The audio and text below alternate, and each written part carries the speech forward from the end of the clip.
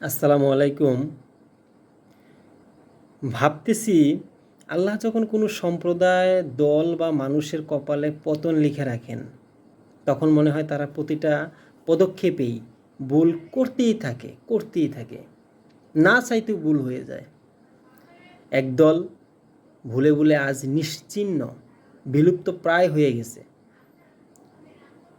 আরেক দল ঠিক একই পথে এগুচ্ছে। এটাই মনে হয় আল্লাহর খেলা।